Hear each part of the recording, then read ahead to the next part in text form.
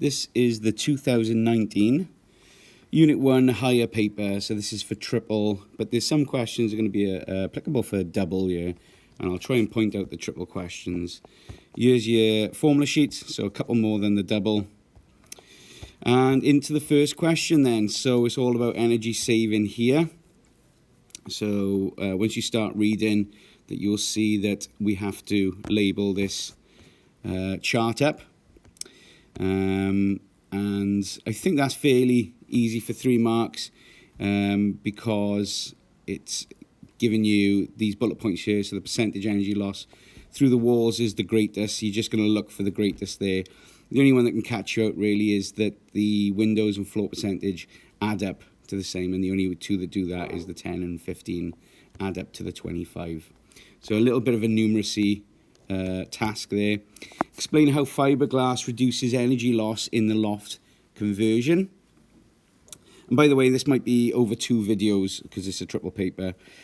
Fiberglass is a good insulator, and it's going to trap pockets of warm air. That's why it's so good at reducing heat loss. It's going to reduce conduction through the ceiling. So that's the heat that's transferred through the solid ceiling, and it's going to reduce convection currents in the loft space because you're filling it with the fiberglass.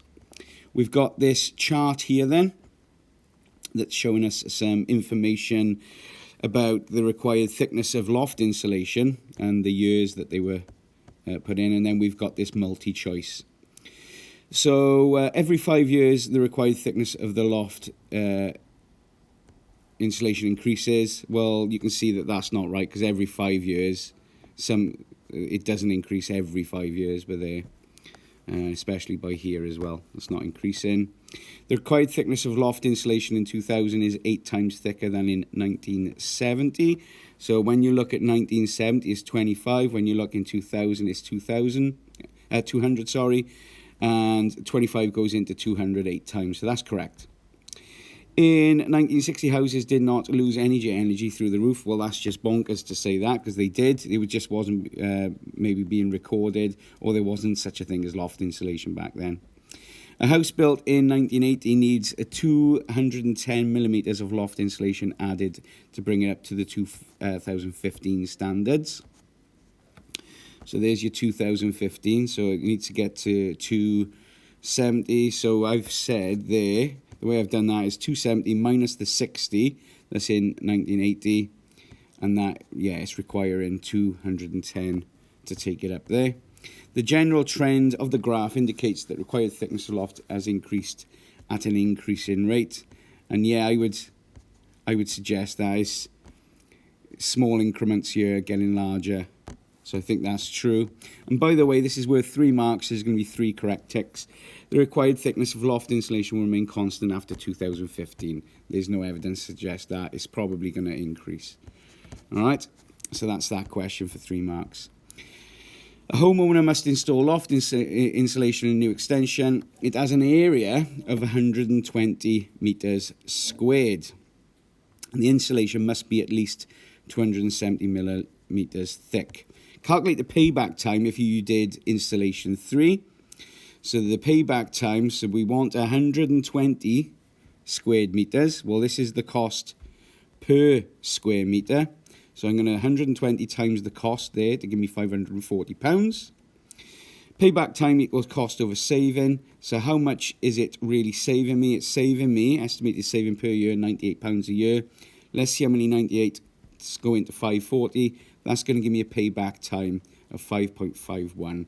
So you can't round that down to 5 years. You've got to round. You either leave it at that or you round it up to 6 years, because you can't have less years than 5.51.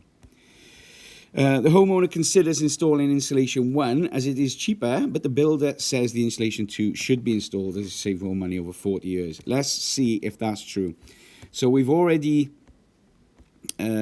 So what we got to do now is the 40 minus 5. Well, where am I getting that from? Let me just check here. So the 40 has come from, because it's 40 years. So let's have a look at the payback time. So it's on installation 1 is 5 years. So that's why I've taken 5 years away. So we've got 35 years.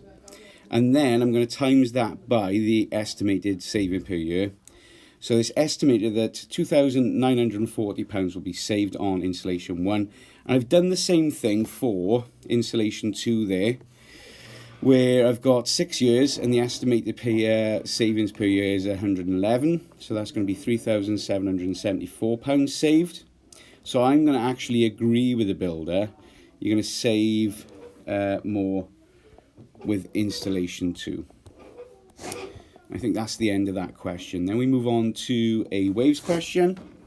So the important thing here is to recognize that frequency is going to remain constant.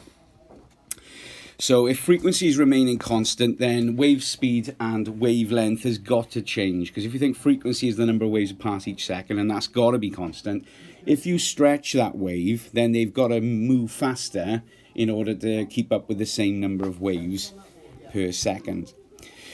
So it's got the wavelength in deep water, and we should remember as well that deep water, the wavelength in deep water is going to be faster than in shallow water, but it tells us there that wavelength is bigger in deep water than in shallow water, but the frequency is the same. So that this has got to move faster to produce the same number of waves per second, because there's more of them.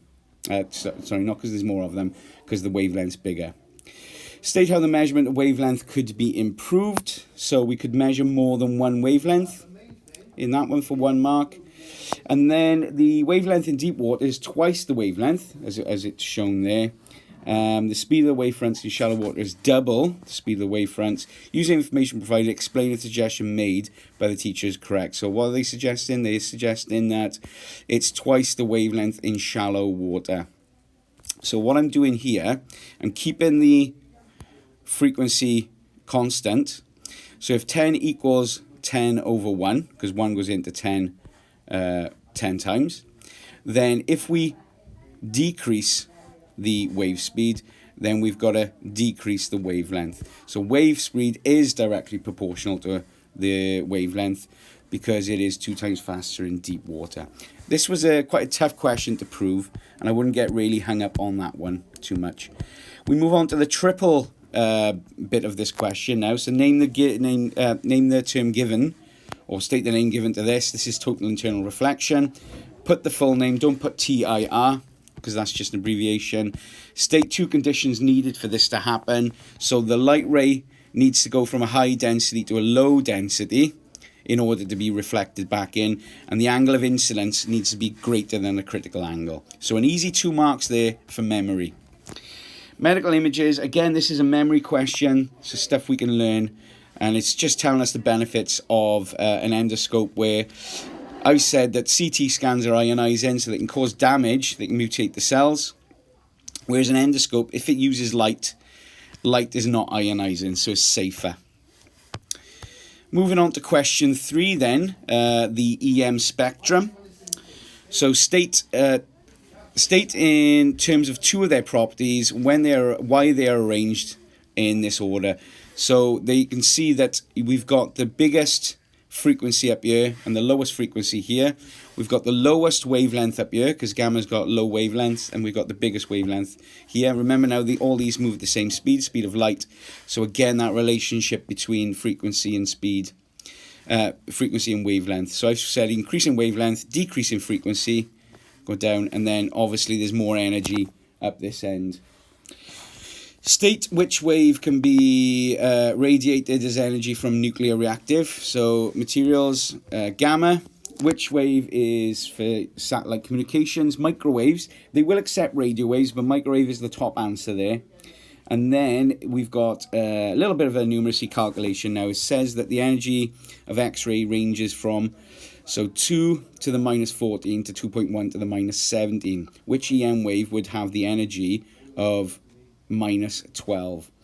So we've got to work out now that minus 12 is bigger than minus 17. It's a bigger number because it's minus, we're getting closer to the sort of minus 1.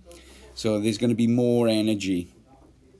So it's going to be gamma. It's going to go that way and not the other way in the EM spectrum. Again, another tough question, but only 1 mark. Question 4 then. A few years ago, the energy efficiency banding from G to A. Give a reason why additional code in A plus and A plus plus has been added because electrical items are getting even more efficient, and it's probably going to be the case where they're going to have to change these soon because you can't keep adding A plus plus plus A plus plus and so on and so on. So it's likely that these will change within the next 10 years. The power of the TV is 130 watts, so I've underlined that. Estimate on average TV will use 181 kilowatt hours. So that's important because that's the units. Using the equation on page 2, calculate the mean number of hours. So we've got a 4-mark question here.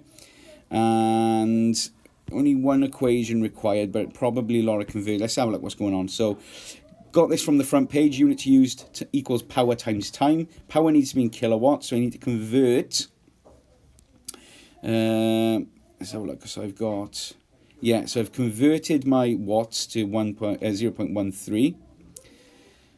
Because we're given the units used, which is 181. So 181 is your kilowatt hours equals 0.13, which is your kilowatts, and then hours. So we there to calculate the hours. That's it. It took me a while to get this. It's been a while since I've done these questions. Look, so I'm just going through them now. So 181. If you divide both sides by 0.13, it's going to be 181 over 0.13 is going to give you a total number of hours there. Mean number of hours used per day. Well, it says that there's 365 days in a year. So let's see how many he's using per day by dividing this into the total hours there. And we can see that it's using, on average, 3.8 hours per day. If you time 3.8 now by 365, you're going to come back out with the total number of hours. And then the last bit of this question is about smart meters. Use an equation on page 2 to calculate the cost in pence of a kilowatt hour based on the display. So we can use so far the units today, and that is the total price. So the cost of one. So again, it's going to be a rearrangement of this equation, cost equals units used times cost per unit. And we find that in the same places we just found the other equation. So I've got £3.92, which is at 392 pence, equals 77.8, the units used, and then we're trying to find out cost per unit. So then when we rearrange that and we divide both sides by 77.8, we're going to come out with 5 pence. It's 5 pence a unit. I think I might call this video at this point because it, like I said before, is going to be in 2 parts, and we'll come back with the electrical equation.